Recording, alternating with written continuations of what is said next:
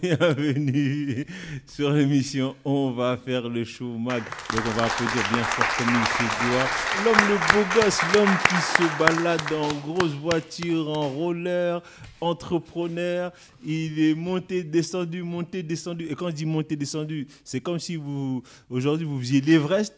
Vous descendez, vous revenez sur un plateau plat et vous repartez sur l'Everest et vous redescendez sur un plateau plat. En termes de finances, il a vu tous les états et tous les bons moments. Ta vie est un véritable show. Il a été entrepreneur dans la musique, dans les soirées, dans les voitures maintenant. Non, il fait énormément de choses. Donc c'est pour ça que je voulais t'inviter. Bienvenue à toi, monsieur Steven. Je commence, s'il vous plaît. Allez, merci pour l'accueil. Emporté par la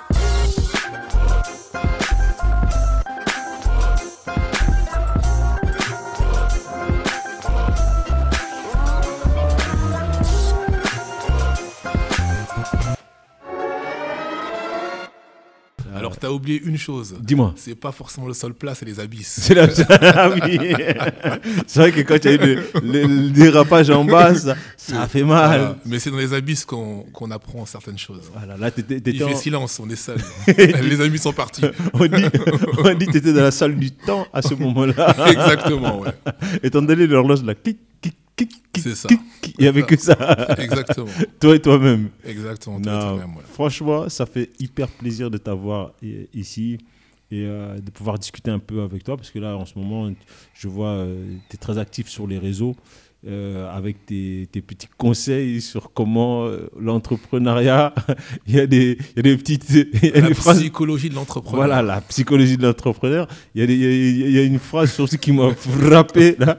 Elle dit, mais... comment on fait quand on a une femme? On fait pas. Ça marche pas.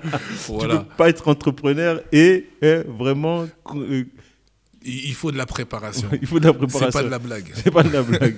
Car on peut perdre beaucoup. C'est ça, tu le dis. Donc on aura l'occasion d'aller un peu plus loin là-dedans. Moi, la question est, comment tu arrives là-dedans? Qu'est-ce qui te pousse à dire, le business, je veux...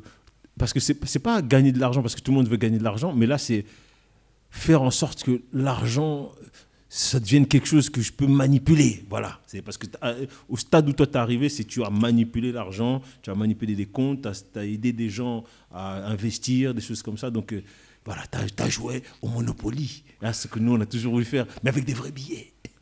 Alors, on arrive dedans par les circonstances de la vie, premièrement. Oui.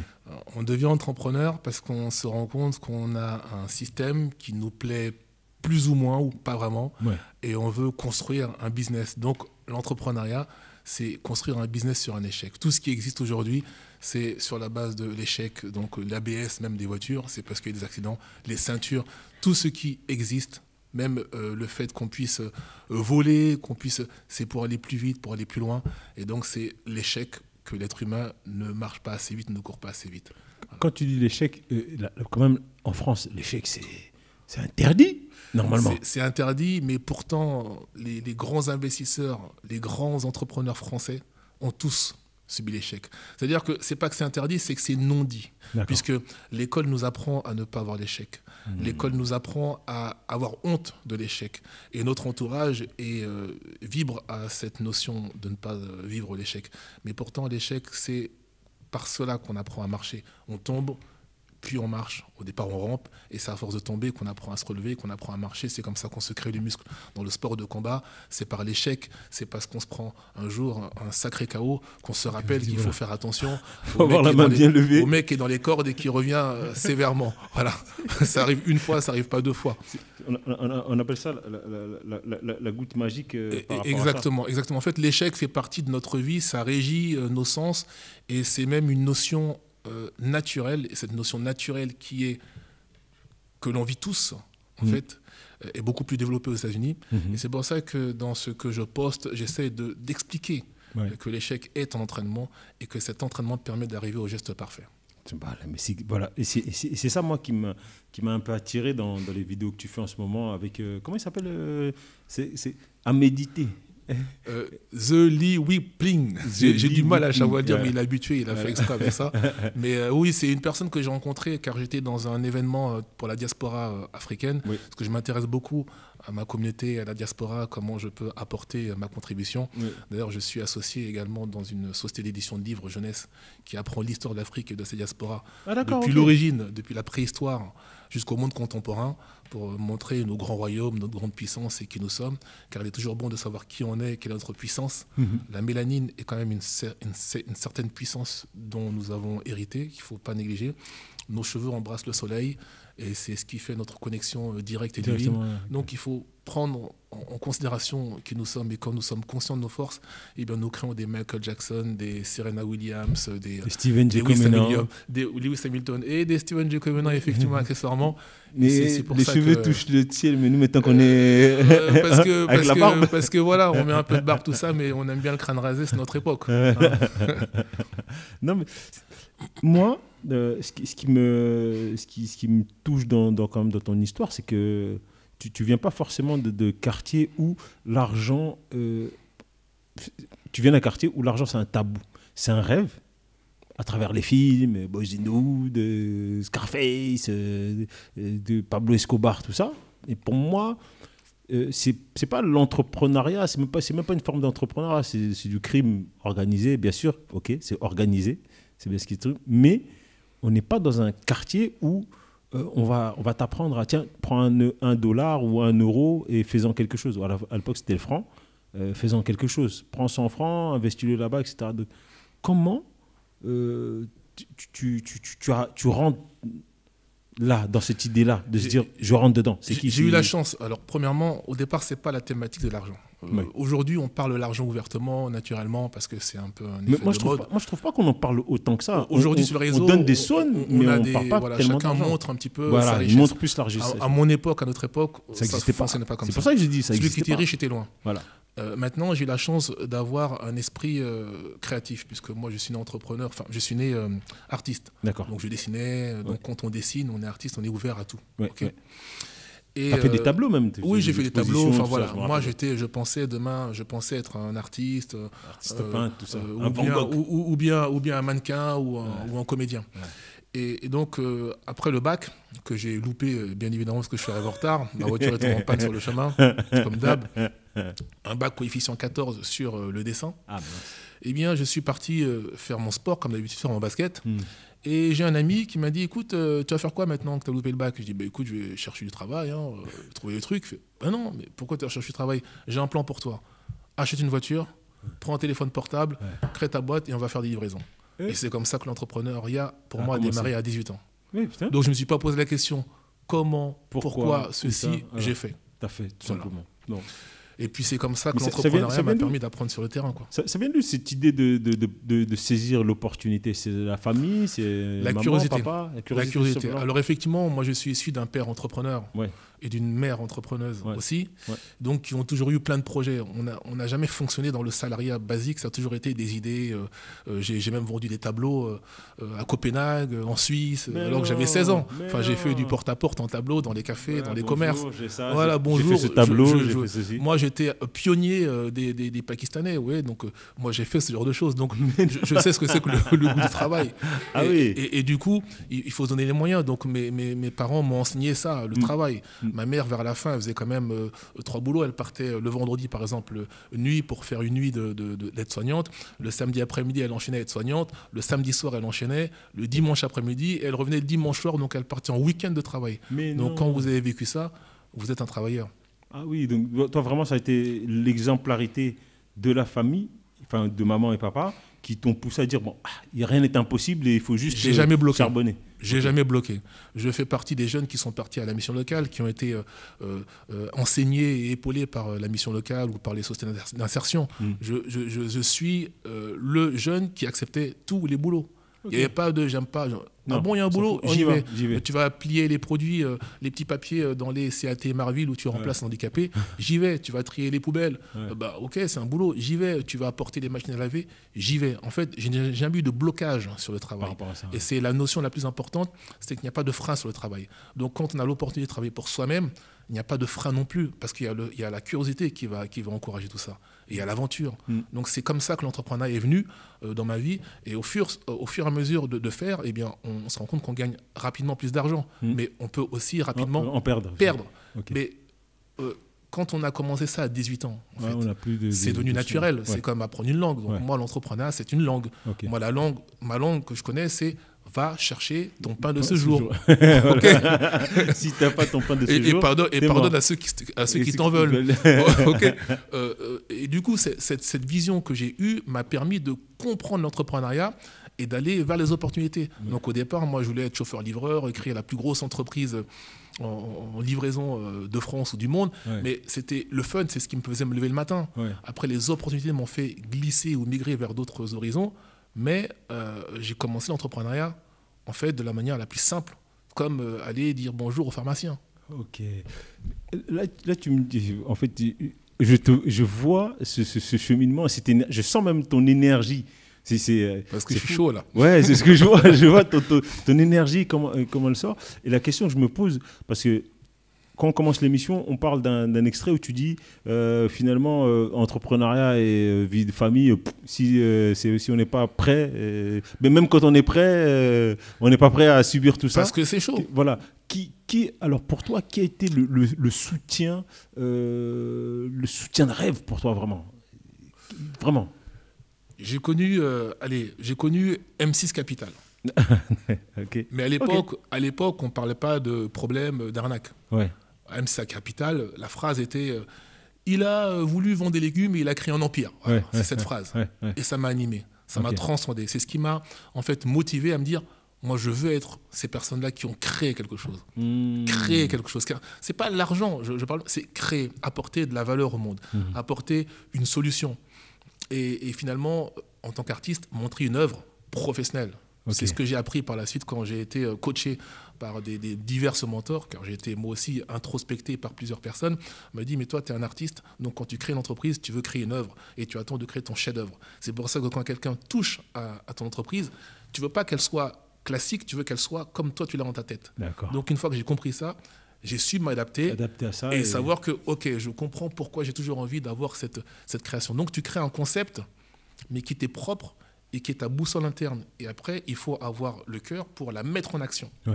Et quand tu la mets en action et que tu as la motivation, les gens te suivent. Donc toi, parce qu'on peut dire que ton plus grand soutien, ça a été toi-même et ta fin de vivre. C'était moi-même et ma capacité d'avoir cette liberté. Ma mère a eu l'avantage de me bloquer sur tous les perversions de la jeunesse. D'accord. Je ne sortais pas. Ah ok. Je ne buvais pas. Okay. Je ne fumais pas. Okay. Le sport. Et c'était le fouet, le bâton et les coups bien lourds. Oh. Donc, c'est à 17 ans que j'ai commencé à découcher une fois et ça a été très chaud pour moi. Ouais. Donc, elle m'a permis de rester focus sur le sport, sur mes pensées, sur mes visions, sur mes envies. Okay. J'étais au lycée, j'ai commencé à faire un peu de business. J'ai acheté des pulls pas chers, Fruit of the Loom, que je revendais plus cher, le double. Au bout d'un moment, j'ai commencé à coiffer aussi j'ai commencé à coiffer des amis, je foirais les coupes, mais je t'ai payé. Enfin, voilà, j'ai toujours su chercher l'argent là où il était. Est-ce que tu penses que quand même ta mère a été un soutien, un soutien, peut-être pas le meilleur soutien Elle a été un très bon soutien par l'exemplarité. D'accord. Par le travail, la persévérance et la résilience. D'accord. Alors, quel serait alors pour toi, enfin, quel aurait pu être pour toi un vrai soutien que tu aurais aimé avoir à ce moment-là? Me rencontrer. Ouais, plus vieux. Plus vieux et avoir des conseils. Tout simplement. Celle-là, elle est bonne. De voir ton toi d'aujourd'hui. Exactement. Et je viens te dire, hey, petit, assis-toi là, écoute. Parce que ça. C'est ce que je fais aujourd'hui. Je suis dans les transports, il y a un type, je lui vois, je sens un truc et je lui parle. Et c'est comme ça. Je parle comme un évangéliste qui veut convertir tout le monde. L'évangéliste du business. Je loue des voitures et je parle parfois à des jeunes parce que j'ai envie. Il faut dire que on a quand même le poids de nos ancêtres sur les épaules. Oui.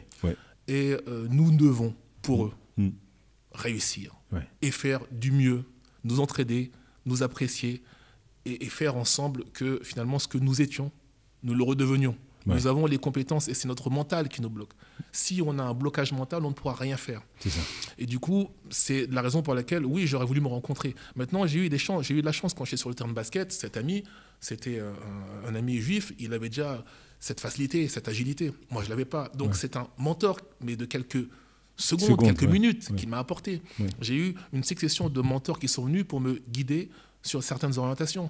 Pourquoi je suis passé du transport, par exemple, à la finance? C'est parce qu'un ami m'a dit, mais tu as du capital? J'ai fait non. Dans le transport, il faut avancer l'argent des camions, carburant, l'argent de l'essence, enfin l'argent de tout. Il faut tout avancer. Donc, si tu n'as pas de capital, c'est de l'industrie. Il faut du capital. Donc, si tu n'as pas de capital, il faut faire du service.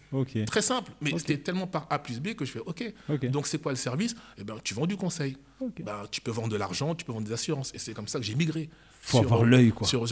En fait, il faut écouter. Il faut regarder, il faut entendre, il faut voir. Il faut écouter parce qu'à un certain niveau, quand on rencontre des personnes sur ton chemin, elles sont là. Elles ont été amenées par quelque chose. Moi, je ne crois pas au hasard, donc elles ont été amenées par quelque chose. Donc écoute, c'est un message qui est pour toi. Donc prends-le et prends la direction. Et c'est comme ça que j'ai pris la direction de vendre finalement des assurances et de vendre de la finance. Ok. Alors on dit, mira, mais regarde, observe. Donc on va faire une transition musicale, puisque là ça fait déjà... c'est tellement... on va revenir. Toi, je vais te réinviter. Ça, je suis là. Tu vas revenir plusieurs fois ici. Donc là, j'aimerais qu'on applaudisse comme il se doit notre prochain pause musicale. On va le faire en live puisqu'on est avec un entrepreneur qui est là. On va venir. Mon ami Strandlo, viens. On y va. Allez, on l'applaudit bien fort, s'il vous plaît. Emporté par la foule.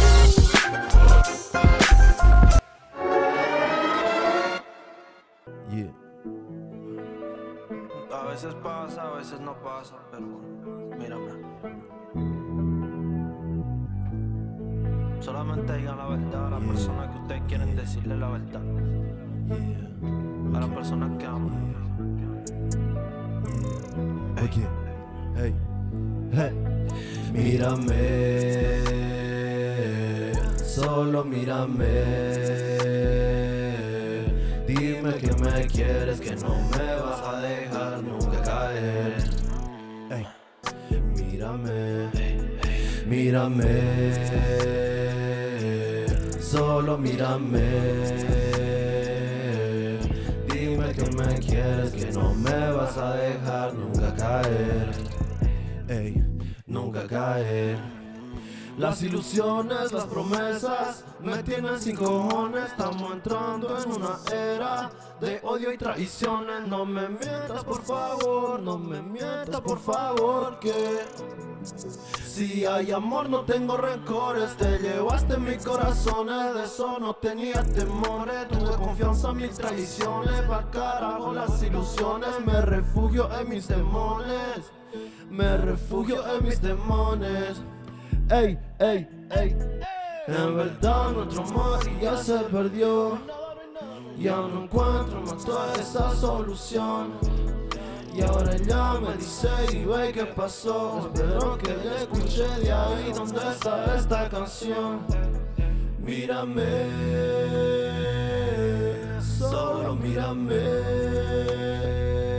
Ey, dime que me quieres, que no me vas a dejar nunca caer. Yeah. Y mírame, ay, ay, mírame, solo mírame. Ok. Dime que me quieres, que no me vas a dejar nunca caer. Nunca caer.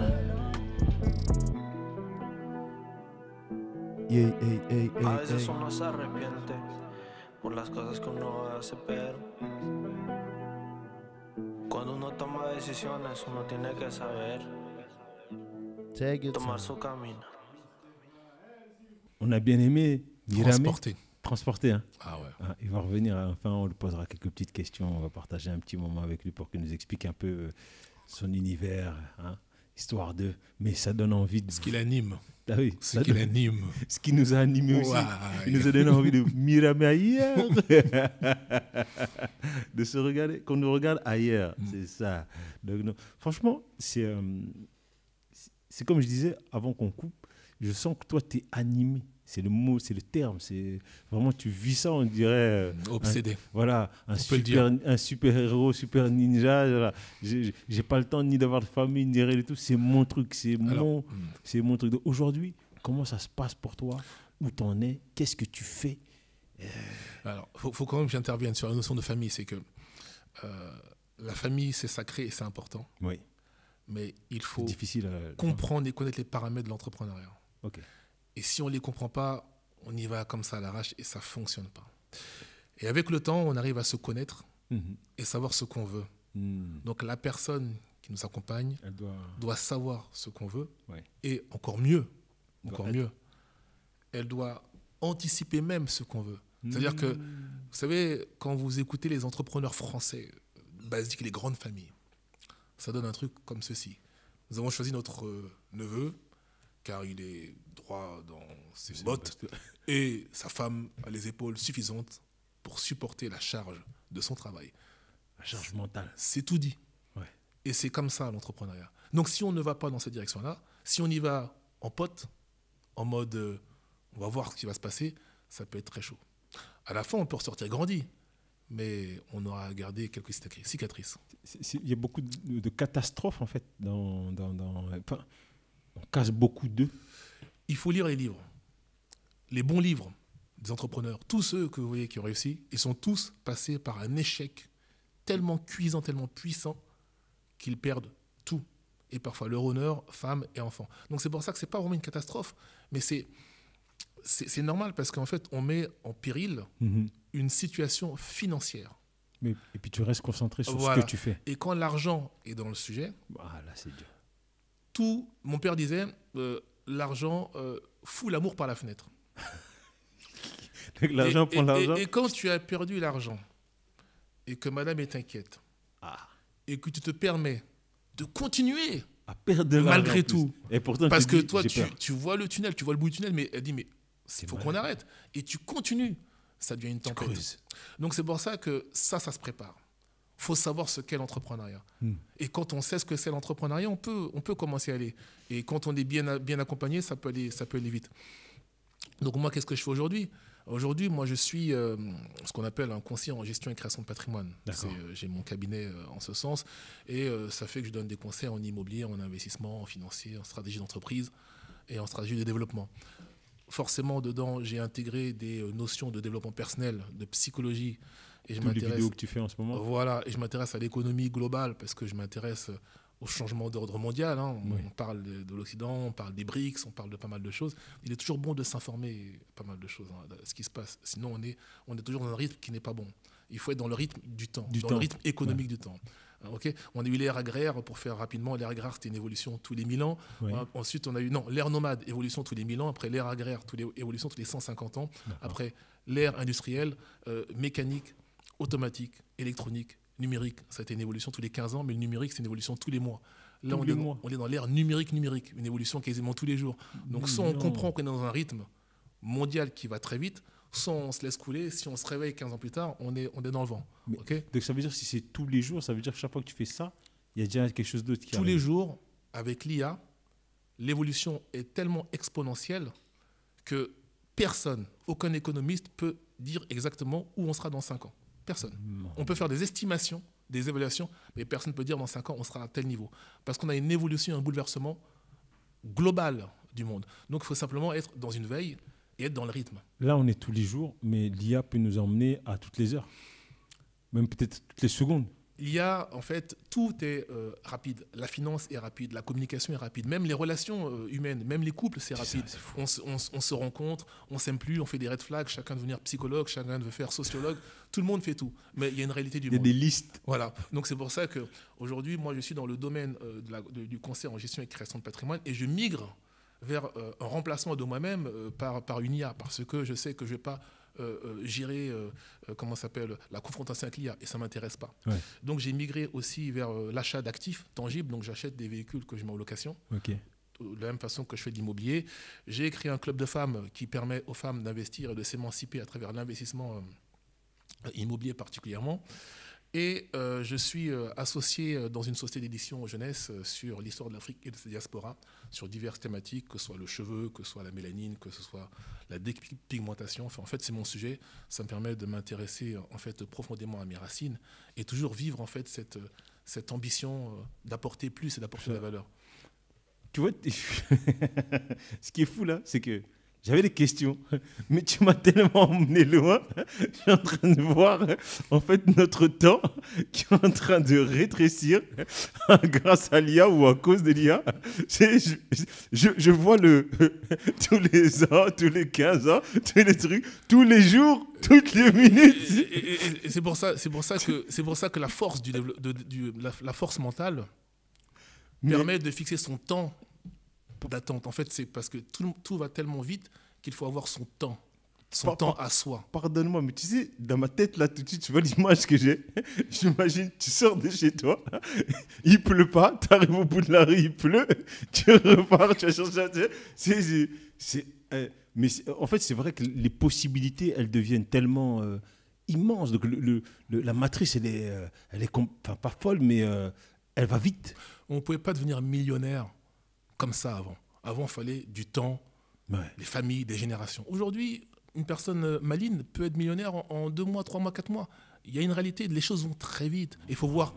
Vous savez. Attends, bloc. Déjà, il y a un truc. On va parler entre nous. Tu me parlais pour être millionnaire. Il faut arrêter d'être à côté des smicards. Alors, j'adorais cette phrase. Redis-la moi, cette phrase. C'est pas qu'il faut arrêter d'être à côté des smicards, c'est que le million, et surtout le premier million, on est plus proche du smicard que du milliard. Voilà, déjà, c'est déjà ça. Car tout est fait, c'est comme dans Avatar, tous les animaux de la jungle sont là pour nous tuer. Donc pour être le premier million, tout l'environnement est là pour nous tuer. Les émissions télévisées, la presse généralisée, tout nous enseigne. L'école, tout nous enseigne à être contre l'échec, contre ceci, contre cela, contre la découverte, contre faire confiance au prochain, contre l'avancée. Donc il faut être conscient que pour faire son premier million, on doit être marginal. On doit être une personne différente de ceux qui nous entourent. Et peut-être, avec de la chance, on peut trouver des gens qui sont comme nous, en train de rechercher ce million. Et ça, c'est la bénédiction. Mais pour ça, il faut se déplacer, il faut sortir des frontières. Et parfois, voyager dans d'autres pays ou apprendre d'autres personnes. Et, voilà. Et là, on arrive au moment où, aujourd'hui, ça va tellement vite. Et c'est vrai qu'en moins d'1 mois, ou 2-3 mois, tu peux devenir millionnaire. La vraie question, sans être trop technique, à quel moment l'intelligence artificielle est devenue un sujet naturel, normal, que tout le monde utilise? À quel moment? Il y a combien de temps? 6 mois? 1 an? 2 ans? C'est hier, ça. C'est hier. Voilà. C'est incroyable. C'est vrai, en plus, on parlait ChatGPT. Pourtant, nous, on a regardé Terminator. On a vu le soulèvement des machines. C'est ça. Mais bon, donc, les choses arrivent, on ne se rend même pas compte à quel moment on a pu téléphoner en vidéo gratuitement partout dans le monde. Hier. Alors qu'on a tous connu l'abonnement Millennium, SFR, illimité à partir du vendredi soir, tout le monde se ruait sur les téléphones des autres. Ils ont été obligés de racheter le forfait. Tellement et aujourd'hui, les petits, ils sont là, ouais. Mais nous, on a souffert. Donc le monde évolue très, très vite. Mais non, mais vraiment, c'est vrai en plus. Il y a eu un moment donné, je pense qu'il y a eu un petit blocage quand même au niveau de l'évolution. Parce que quand on voit, parce que nous, on aime bien les voitures, tout ça, l'ABS, on l'a appris 10 ans avant qu'il arrive. Quand il arrive sur le marché, on a quelques petites technologies embarquées vite fait. Ça coûte cher. Voilà. Mais c'est pas la folie qu'on a aujourd'hui. Et tout d'un coup, voiture hybride, machin, une voiture qui vole.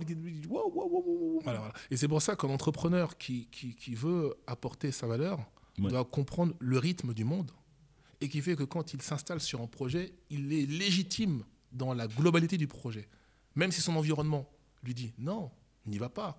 Tu es fou. Ce sont des erreurs, on me l'a dit, moi. Mais il voit que il voit que le monde fonctionne comme ça. Ouais. Et c'est pour ça qu'il faut s'informer, il faut lire, il faut écouter, il faut s'entourer de personnes qui ont la même vision que nous. Sinon, ça ne marche pas. Ceux qui pensent garder les mêmes amis en mode pote, la vie n'est pas un jeu et l'argent détruit les relations. Donc, il faut apprendre de personnes qui savent pas la valeur de l'argent, mais que l'argent est un cycle qui revient. Okay, il y en a, ils n'ont plus d'argent, ils n'arrivent plus à respirer. Eh bien, apprends à travailler et à vivre en apnée. C'est pour ça que je parle de la plaine abyssale. Quand tu es au fond du trou, que tu arrives à rester très longtemps sous l'eau, que tu remontes, que tu as les poumons bien gonflés, là, tu es prêt à conquérir le monde. Alors, écoutez-moi bien. Là, le temps, il va filer vite. Et là, là, tu viens de me sortir des scènes de guérilla, des grandes scènes de guérilla, Terminator et tout ça. Donc, c'est simple. On va faire une petite pause musicale pour la fin. On va retrouver une chanteuse guerrière qui va nous faire vraiment très plaisir. Petite Rosa, viens nous rejoindre sur le plateau de Skip Radio. On va faire le chômage. Emporté par la foule.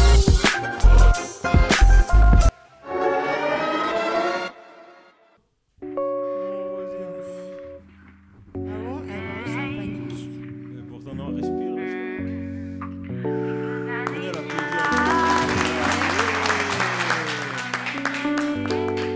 Avec toi, t'inquiète.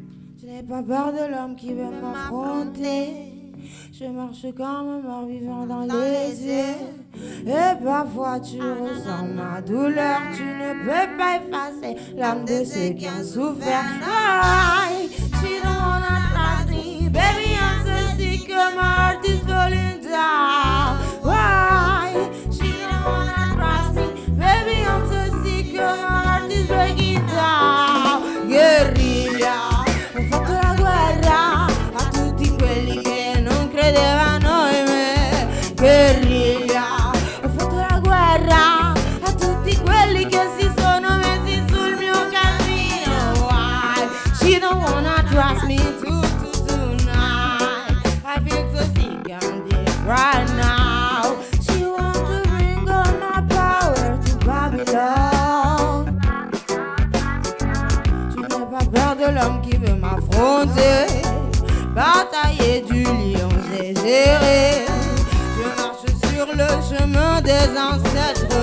Je marche jusqu'à là pour y arriver. Why? She don't wanna trust me. Baby, I'm so sick, my heart is breaking down. Why? She don't wanna trust me. Baby, I'm so sick, my heart is breaking down. Why my mother is so sweet with me? Why my mother is so gangster? Why my mother is so military? I need education. Sometimes I bring my energy and I go away. Sometimes I bring my energy and I go in another universe. In another universe. Elle me dit que je suis trop dur. J'ai scellé mes sentiments dans l'armure. Elle me dit que j'avance dans le route pas un peu trop rude. On m'a brisé les jambes depuis l'enfance. J'ai appris à voler sur les mots de la malchance.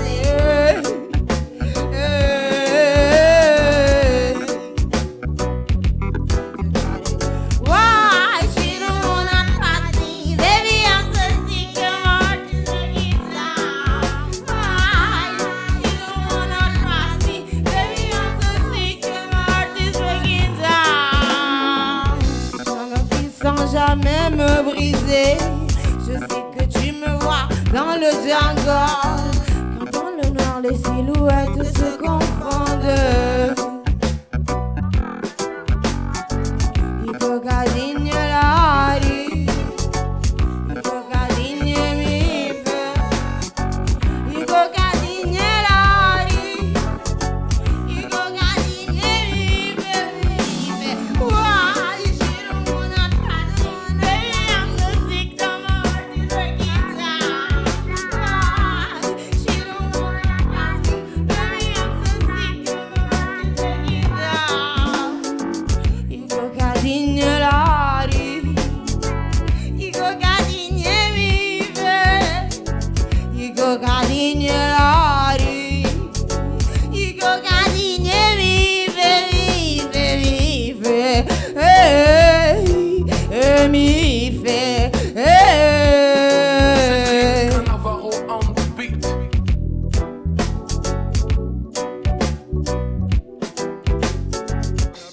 Bien de retour sur le plateau, on va s'applaudir vraiment bien fort.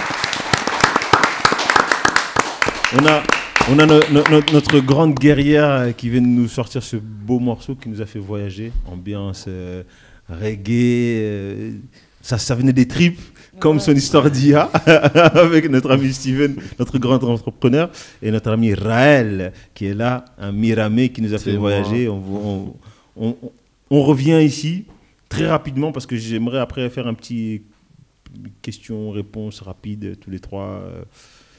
On va commencer honneur aux dames. Bien sûr. Honneur aux dames, voilà. Let's go. Voilà. Donc, dis-nous tout. Ce morceau, pourquoi Guérilla? Il sort d'où? Il vient comment? Parce qu'il est beaucoup viscéral, j'ai l'impression. Hein? Donc, il sort comment, ce titre? Alors, il faut savoir que déjà, le titre du morceau, il est arrivé à la fin de toute la phase de composition et d'enregistrement. J'étais avec la personne qui m'a aidé à enregistrer. Il m'a dit, tu l'appelles comment? Parce que quand tu finis un morceau, il faut l'enregistrer. Et j'avais pas de nom. Et donc, j'ai pensé à Guérilla et je trouvais que ça reprenait bien. Genre, il y a quelque chose d'universel parce que la guérilla, c'est aussi c'est pas juste un... C'est pas forcément une personne.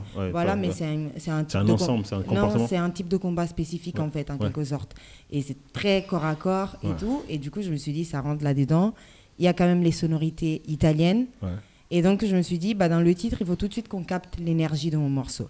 Pourquoi sonorité italienne? Qu'est-ce qui s'est passé? Parce que moi, je parle pas français à la base, je parle italien. Donc, d'accord. Je suis italienne, quoi. J'ai grandi en Italie. J'ai été à l'école là-bas et tout ça, donc ça fait partie de moi. Et après, vers mes 14 ans, je suis arrivée en France. D'accord. Et du coup, là, j'ai parlé français, quoi, tout simplement. Mais c'est vrai qu'à la base, je pense beaucoup en italien. Ok, c'est d'où toute cette énergie, parce qu'elle fait beaucoup de choses. C'est une militante dans plein de choses. J'ai eu la chance, pour que je dise ça, c'est quand même quelque chose. Elle m'a invité pour venir faire une séance photo. Je suis venu, je me suis dit, ok, séance photo. Et je fais très rarement des séances photo. Si tu regardes bien mon Instagram, tu vois bien, je n'ai pas beaucoup de photos de moi. Je ne suis pas très star system. Moi, je fais mes trucs, on va faire le show, mais je ne suis pas très. Et je lui dis, bon, elle m'invite, ok, un truc sur le Congo. Et son concept, il est magnifique. Quand elle a envoyé les photos, on était sur comme ça. Wow, mais une dinguerie. Et tout ça vient de sa petite tête là, son petit concept. Comment s'appelle le concept? Blackout Generation. Voilà. C'est à l'image de la musique qu'on vient d'entendre. C'est un espèce de truc c'est viscéral. Ah ouais. Ça revendique quelque chose. Mais vraiment, j'ai pris vraiment énormément de plaisir, même à me regarder moi-même. Et j'ai vu les petites vidéos là où on tourne tous le point, où je dis ok, vous avez vu, la guerre est déclarée. Ne nous emmerdez pas. C'est vrai que, en fait, moi, je trouve que l'art, c'est d'abord une mission de vie en tant qu'artiste. En fait, aujourd'hui, l'art, c'est un produit commercial. Donc moi, Rose, je suis un produit et mon art, c'est un produit. Sauf que moi, mon âme, elle ne vient pas d'ici pour moi. Elle vient d'ailleurs. Et donc, j'ai une mission qui va au-delà de ce produit-là. Et ma première mission, elle a été donnée par le chant. Parce que dans le contexte dans lequel j'ai grandi, mon premier refus, ça a été, je sais que je ne savais pas encore écrire, mais j'écrivais. Et je créais des mélodies. Donc, mon premier mode de communication, c'était celui-là. Et en fait, cet été, je suis partie en Côte d'Ivoire parce que ce son, il a été produit là-bas. Et en fait, ça faisait 7 ans que je n'étais pas partie en Afrique, en sachant que moi, je suis quelqu'un de très indépendant, très solitaire, et j'ai eu aussi des périodes de rupture familiale. Donc, je n'étais pas en contact. J'ai appelé mon père et je lui ai dit, là, il faut partir au village. Et en fait, spirituellement parlant, 7, c'est un cycle. C'est un chiffre très important. Donc là, déjà, on sent qu'il y a quelque chose de viscéral qui m'appelle. Et quand j'arrive là-bas, j'attrape le palu, la malaria. Donc, je ne peux pas... En fait, j'ai commencé un reportage avec ma sœur qui a une trisomie 21 et qui fait aussi de l'art. Donc, on est 2 femmes noires qui traversent l'Afrique et qui interrogent les anciens, les pouvoirs publics et les artistes sur le lien entre art, spiritualité et tradition. Donc, on est parti au village Keyi, qui est une institution qui se trouve à Abidjan. Après, on est parti plus dans le nord, on est parti chez les Sénoufos, qui sont des peuples qui ont gardé encore leur histoire ancestrale, artistique, spirituelle, leur façon de vivre. Alors que nous, les Mandingues, parce que moi je viens vraiment du nord, on est devenus musulmans. Donc, quand je vais chez mes grands-parents, ils ne savent pas me dire ce qu'on était avant en fait. Donc, on est parti rechercher tout ça et aussi démystifier tout ce qu'il y a autour de l'handicap, parce que quand je vais avec ma sœur, je montre bien qu'une femme noire avec l'handicap aujourd'hui peut faire des choses. Et il n'y a pas de sorcellerie en fait, mais c'est un don. Et justement, elle me protège pendant ce voyage. Donc, juste avant de commencer ce reportage, en fait, j'ai attrapé la malaria, donc j'étais coincée chez mon père. Et j'avais ramené mon enceinte et mon micro parce que sur Paris, je ne suis pas beaucoup programmée, mais ce que je fais, c'est des concerts de rue, en fait. Et donc, je m'étais dit, à Abidjan, tu vas faire la même chose dans les quartiers populaires. Tu vas aller, et je l'ai fait d'ailleurs. Donc, je suis montée sur le toit. Là, c'était le matin, je ne savais pas quoi faire. Et les premiers freestyles que j'ai eus, parce que j'écris en freestyle, ça a été Guérilla. Et Guérilla, je l'ai publié comme ça sur Insta, et il a fait 100 000 vues. Et donc, à partir de là, je me suis dit, faut que tu en fasses quelque chose. J'ai été Guérilla à Yamoussoukro, de la malaria. On est parti dans le nord. Et quand on est revenu, là, mon père, il me disait « Ikokadine laari », qui veut dire, il me parlait beaucoup de l'agaré, parce que moi, je ne parle pas mandingue, je ne parle pas de là. Mais ça veut dire « je t'aime ma première », en fait. C'est un mot d'amour, quelque chose comme ça. Et c'est comme si, entre le freestyle et les mots de mon père, tout s'était relié. Et après, j'ai eu une occasion qui était intéressante pour moi, parce que Cédric Navarro, c'est aussi un producteur, un beatmaker qui a travaillé aussi avec Fally Poupa, avec d'autres artistes quand même importants, et même en Côte d'Ivoire. Et du coup, il m'a pris dans ce studio et on a pu réaliser ça 48 heures avant que je revienne en France. Tu sais, tu vas t'arrêter là. On va te réinviter en VIP pour qu'on développe tout ça. Même quand on est VIP, il faut revenir encore parce qu'il y a tellement de choses à dire. Mais en tout cas, on va t'applaudir vraiment bien fort parce que ton histoire est vraiment folle et je suis très honoré de faire partie d'un de tes projets et de pouvoir pu t'accompagner. Et pour moi, c'était important de pouvoir au moins qu'on découvre un peu ta musique aussi, puisqu'on te connaît sur tes photos, sur ton art, mais pas forcément musicalement parlant. Et on va partager ça et on va discuter avec les directeurs d'antenne pour avoir Guérilla en programmation. Voilà. Merci beaucoup. Ce qu'on veut, on est chez nous. Voilà. Mais let's go. Avant de continuer, je tiens aussi à te remercier parce que tu m'as fait confiance. Et c'est pas tout le monde, parce que quand on est artiste, on a un peu une image disjonctée. En tout cas, la mienne, elle est aussi à un univers assez chaotique. Et quand j'ai commencé à montrer mon engagement, c'est pas tous les militants qui m'ont fait confiance. Et que ce soit quand on a fait le Go for Goma, tu as pu me mettre en contact avec des personnes qui étaient quand même importantes. Et là, le fait que tu sois présent sur ces projets, ça donne de la crédibilité. Donc, merci aussi pour ça. Bravo. Avec grand plaisir, franchement, avec grand plaisir. C'est vraiment, c'est artiste à suivre, vraiment, mes ninjas. N'hésitez pas. Rosa sur Instagram. Elle a l'air comme ça, disjonctée, mais non, elle est branchée, elle est bien connectée et l'énergie est en elle. Et je peux vous garantir qu'on a eu des frissons quand on a eu ce morceau en direct. Elle nous a dit « Je suis restée !» Elle nous a envoyé loin. Donc vraiment, c'est ça. Monsieur Raël, yes. Alors, et toi, Miramé, donc toi, ça fait pas longtemps non plus que tu envoies, ça fait longtemps que tu es dans la musique, mais...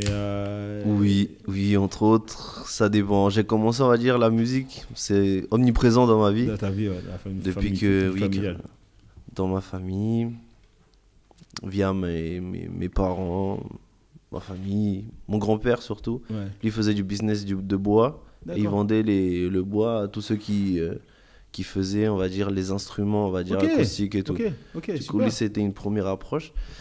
Mais moi, ça fait depuis 2 ans, officiellement. Vraiment, je fais depuis 2 ans et je me suis lancé en octobre dernier. Voilà, 2024. Avec ton premier titre Miramé. C'est ça. C'est le premier bébé. Donc, en tout cas, il nous a vraiment, n'est-ce pas, Steven? Voyager. Ça fait voyager tout de suite. Ça te donne envie vraiment de prendre la voiture et aller. Et danser. Voilà, et danser. C'est pas la voiture, c'est l'avion. C'est l'avion direct. Flatteur de fou. Partir loin. C'est flatteur, ouais. Surtout que c'est en espagnol. Ouais. Et les inspirations chez toi, comment ça se passe? Comment c'est dit? Comment c'est mis? Comment c'est dit? Comment c'est. Alors. C'est divers et varié, beaucoup de vécu, je suis quelqu'un je suis un peu nonchalant, mais je ressens énormément les énergies des gens, etc. Donc, même moi, quand je vis mes péripéties, je suis engagé, on va dire, de manière très spirituelle dans tout ce que je fais. Et en toute honnêteté, l'inspiration, elle peut surgir à n'importe quel moment. Je pense que n'importe quel artiste ou personne qui entreprend quelque chose a une idée comme ça. Et les situations de la vie. Vous savez quoi, comme vous avez quand même un destin un peu similaire dans l'obsession de la musique et de la dimension que les autres ne voient pas. Parce que j'ai l'impression, quand je vous écoute tous les trois, même musicalement parlant, il y a des gens, ils voient cette table, mais vous avez déjà vu de l'autre côté de la table, comment ça, et quelle énergie a amené cette table-là, et d'où vient le bois qui a ramené la table. Et ça, c'est un trait commun chez tous les trois. Je ne sais pas ce que vous en pensez, mais il n'y a pas de hasard. Il n'y a pas de hasard. On est tous les trois à table. C'est une connexion spirituelle. Et c'est ça l'éveil. Il y a un nouvel éveil qui s'installe en contradiction avec le rythme de vie. Certains vont s'élever pour recevoir ce rythme de vie, mais pour pouvoir vivre avec beaucoup de hauteur. Et pas être englué dans ce qui se passe là. Oui, je pense qu'il y a aussi quand tu parlais de l'entrepreneuriat tout à l'heure, on parlait aussi. Moi, j'y voyais aussi une dimension de solitude, de savoir que tu vas avoir une vision, et quand tu as une vision, tu es seul dans cette vision, parce que déjà, ma mère est camerounaise, on dit souvent comme nous, tu nais seul, tu n'es pas né avec des gens, tu vas mourir seul. Et je pense que dans l'artistique, en tout cas quand tu es quelqu'un qui est visionnaire, tu dois savoir qu'au début, tu ne seras pas supporté. Parce qu'on vit dans un système où on est habitué à croire à ce qui est concret, alors que nous, on va créer des choses pour demain. Et ce n'est pas pareil. Surtout quand tu es un artiste ou un entrepreneur, mentalement, c'est ce qui nous relie, en fait. En fait, c'est ce que je ressens chez vous, ça. Et est-ce que tous les trois, vous avez accepté de mourir incompris? Ça commence. Prends ton micro, t'as pas entendu? Là, je dis ça commence parce que je pense que déjà, quand tu parles d'éveil, il y a ce truc où il y a tout le temps de l'introspection. Donc, c'est au fur et à mesure que tu vas vers l'acceptation de certaines choses. Déjà, tu les comprends, tu t'affirmes. Maintenant, il faut les accepter et apprendre à vivre avec. Et être incompris, parce que quand tu es totalement déconnecté, tu deviens fou et tu vas en psychiatrie. Donc, il faut savoir être incompris, mais communiquer quand même l'essentiel. Oui, communiquer, mais parce que souvent, les gens, moi j'ai l'impression qu'ils ont toujours ce besoin, comprends ce que je vais expliquer, comprends ce que nana. Mais j'ai l'impression que vous là, c'est un peu comment vous échappez à ça. À un moment donné, il faut être incompris. Voilà. Il faut être incompris. Car si on est compris, ça veut dire qu'on est comme tout le monde. On est dans un moule. Ouais, alors quand on est incompris de qui? Parce que ceux qui ne nous voient pas et qui ne nous parlent pas nous comprennent. Ouais, c'est ça. On se comprend. Voilà. C'est la connexion. On n'a même pas besoin de parler pendant des heures. Ouais. On se comprend. Mais ceux qui ne vont pas nous comprendre, qui sont connectés à la table. Ouais, c'est ça. La fameuse table, ils voient la table, ils se disent voilà. Et puis parfois, ça ralentit de trop expliquer aussi. Voilà. On n'a pas le temps parce que, comme il a expliqué, ça va vite. Et quand tu es conscient que ça va vite, tu dois aller vite et c'est tout. Après, ce qui est important, je sais pas, mais personnellement, je trouve que c'est un engagement très personnel avec nous-mêmes. Enfin, personnellement, dans l'art ou dans l'entrepreneuriat, dans tous les cas, si on fait quelque chose, c'est parce que ça émane de nous et non pas de l'extérieur vers nous. Même si l'extérieur peut avoir une petite influence et c'est nécessaire. Je trouve que quand ça émane de nous, c'est beaucoup plus, très juste. Beaucoup plus concret, on va dire, et c'est beaucoup plus clair aussi. C'est ça. Donc, une fois que ça passe par nous, que c'est compris par nous, faisons ce qu'on a à faire et ceux qui voudront nous suivre, nous suivront. C'est ça. Et ceux qui nous comprennent, nous suivront. C'est ça, c'est qui même me suivent en fait. C'est ça. C'est simple. Vous l'avez vu, vous avez dit, vous avez une connexion entre vous, vous avez vu, on dirait que pourtant vous vous êtes jamais rencontrés, c'est la première fois. Moi, je suis très intéressé par cette session photo. Elle m'intrigue. Ouais, mais en fait, tu feras la connexion. De toute façon, on est là, c'est fait. Ça, il y aura une suite. Donc et vous voyez que ça va très vite.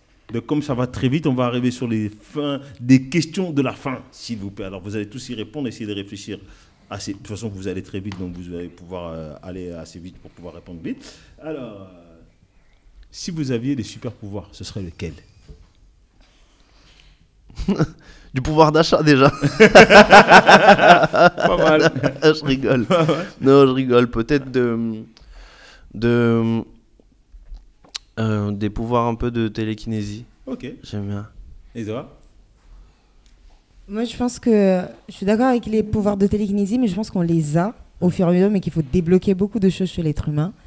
Par contre, je pense que si j'avais le pouvoir d'apaiser le cœur des gens en termes d'amour, je le ferais parce que quand les gens vont bien, ils ne te cassent pas la tête et toi, tu peux avancer plus facilement dans ta lignée. Ok. Hacker le cœur pour amener de l'amour. Pas mal, hein, ce pouvoir-là. Moi, je le veux bien. Et toi? Visiter l'univers. Pardon? Visiter l'univers. Visiter l'univers. Ouais. Ah ouais, donc pouvoir partir de là et... On a tellement d'environnements différents comme la Terre. Je sens une connexion. Et nous avons besoin, nous, d'être humains, de nous éveiller pour pouvoir aller visiter l'univers. Votre rencontre idéale? Dans quel, Une rencontre? Non, ma keka, come vuoi? come voglio. Une rencontre idéale, celle que vous aimeriez bien faire. Peut-être même du passé ou peut-être du futur ou... J'invoque la machine à remonter le temps, moi. Ça serait de pouvoir rencontrer un de mes ancêtres. Un de mes ancêtres, mais vraiment lointain. C'était un guerrier Inca, Ouais. et il s'appelle Tupac Amaru. D'où le blast de Tupac aussi, parce que sa mère était engagée dans la cause aussi noire américaine. Et c'est sorti de là. Parce que les Indiens, en tout cas les gens de nos ancêtres, en tout cas, ils préféraient mourir que de donner ce plaisir-là à l'homme. Donc Tupac, si tu nous entends, étranger en tout cas. Fais une petite connexion avec son ancêtre. Non, juste mon ancêtre. T'as son nom. C'est avant. Je sais pas. Vraiment, il y a beaucoup de choses. Je pense que si j'avais pu parler avec Tupac avant qu'il meure, je pense qu'il y avait des choses à voir et à dire. Après, c'est pas, il y a plein de personnages, mais là, sur le coup, ouais. Sur le coup, ce serait Tupac. Ouais. Et toi, alors? Moi, ça me dirait bien de rencontrer la mère de Michael Jordan. Ah. Parce que c'est elle C'est elle qui a imposé la marque sur les Nike. Et c'est extraordinaire. C'est très puissant. Ouais. Parce que c'est toute une génération aujourd'hui qui connaissent Jordan, même après sa mort. Et c'est les mots qu'elle avait évoqués. Donc, apprendre d'elle, quelques mots, une phrase, ça me ferait plaisir. Pas mal ça. Ouais. Vos couleurs préférées? Votre couleur préférée, c'est quoi? Moi, c'est ça là. Je sais pas comment vous dites en français. Bleu marine? Ouais, le vert là. Ah, vert vert aquatique. Ah, ok, vert aquatique, vert fluo. Voilà. Et toi? C'est le bleu, comme les lunettes. Le bleu. Et? Moi, c'est aussi le vert, un vert sapin. Tu sais? On est sur les mêmes fréquences Ouais, là carrément, déjà. Hein. carrément, j'aime bien.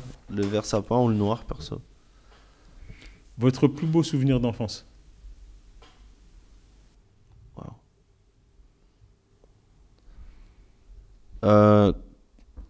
Ma grand-mère, elle avait une maladie des os. Mais en fait, elle était assise au lit. Elle pouvait que être assise ou couchée. Mais pourtant, c'est elle qui m'a appris, on va dire, à faire mes lacets. Mais non! Doucement, m'expliquant et tout. Alors c'est là, tout, ouais. Le plus beau souvenir d'enfance. C'est émouvant. Imbattable. Donc elle a passé la maladie pour t'apprendre à faire tes lacets. Je partageais du temps avec elle. Elle était assise. Je faisais... très jeune déjà, je savais faire des œufs. On m'indiquait en fait. On m'indiquait, ou je l'aidais à peut-être faire ses besoins. Si elle avait, je sais pas moi, de la salive, soif. M'occuper de la personne, quoi. Du coup, c'est mes meilleurs moments en fait, au fur et à mesure. C'est quand on grandit, quand on se rend compte de ça. C'est ça. Il ne te reste que ça en fait. Et c'était des moments, ouais. Ah putain, quelle connexion. Merci pour ce beau cadeau. Très fort. Et toi? Moi, c'était la première fois que j'étais en Afrique. C'était en 2008.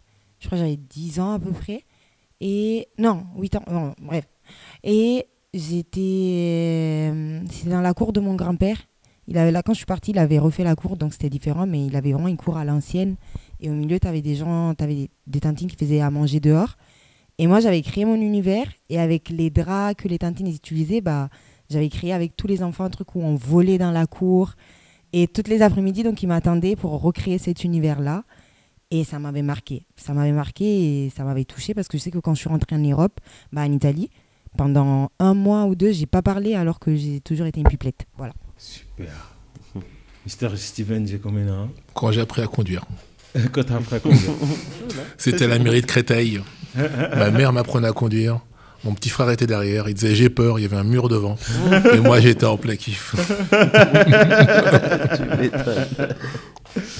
J'avais la question, c'est quoi votre date amoureux le plus sympa? Mais moi, j'ai envie de dire, mon rendez-vous amoureux le plus sympathique, c'est vous, aujourd'hui. Vraiment. Vous m'avez vraiment donné beaucoup d'amour dans ce truc-là. Si vous avez peut-être un date préféré, vous pouvez le dire, mais moi, ce serait ça pour moi aujourd'hui. Je vais passer à cette question. Sucré ou salé? Sucré. Sucré. Sucré-salé. Sucré-salé, toi t'es comme moi. Sucré-salé, carrément. Je croyais que t'allais faire la triplette, là. Si vous étiez une musique, ce serait quoi? Bohemian Rhapsody des Queen. Bohemian Rhapsody des Queen. Ah, pas mal. Ah, je me rappelle plus du titre, mais c'est un titre de Kool and the Gang. Ouais, c'est This is the night, tonight, every day is gonna be alright, this is the night. Ouais, carrément, c'est ça. J'ai grandi avec ça, moi. Ah non, clairement, c'est des moments Ça, c'est un saut. dimanche. Pas mal, pas mal. Et toi, Steven? Moi, c'est paradoxal. Je suis soul music. Ouais. C'est ma cam. Mais si je dois être une musique, c'est Protection de Massive Attack. Ah, pas mal. Ah, bien. Et si vous étiez un show, parce que là, on est dans l'émission, on va faire le show, et c'est ma dernière question. Si vous étiez un grand show, ce serait quoi? Moi, je serais le Rose Show. Parce que je pense qu'on a. Redis-le parce que tu avais ton micro ailleurs. Je serais le Rose Show. Ouais. Parce que je pense que j'ai beaucoup de choses à donner et un show, ça serait pas assez. Mais Ouais. déjà, ça pourrait être Un bon première début. fenêtre. Voilà. Le Rose Show. Exactement. Ok, donc on rentrera dans ton univers, on viendra se faire plaisir. Et toi? Wow. Oh là là, là j'hésite entre deux choses, mais je crois que ça sera assisté dans un concert de Coldplay. Coldplay. Ouais. Ok.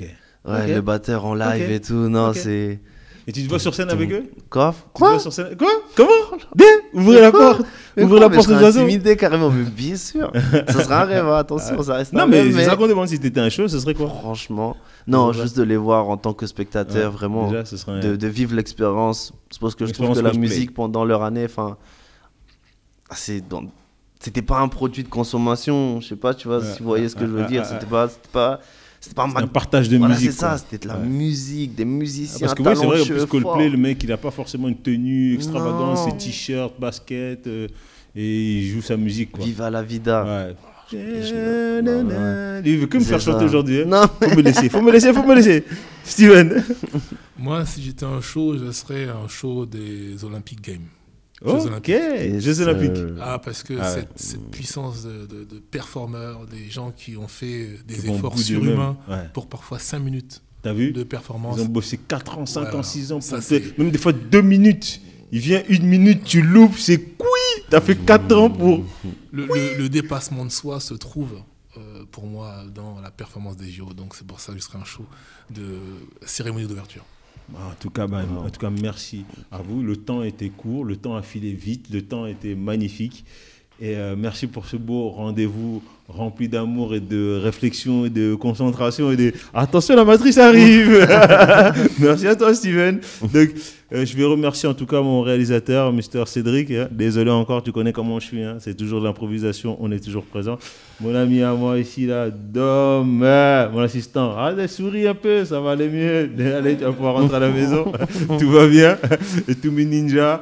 Vraiment, je vous remercie de nous suivre sur notre émission. On va faire le show MAG sur Askip Radio TV. Et pour vous, moi, comme ma religion, c'est l'amour, je vais faire 5 prières tous les jours pour vous et que vous ayez un bonheur et que ça avance et qu'il y ait plein de bénédictions pour vous. Alors, je vais vous applaudir encore bien fort. Merci à tous de nous avoir suivis, mes ninjas. On se retrouve, n'oubliez pas, abonnez-vous à toutes les personnes qui sont venues dans l'émission et faites-vous plaisir parce que c'est un vrai kiff de partager un moment avec vous. Merci. Emporté par la foule.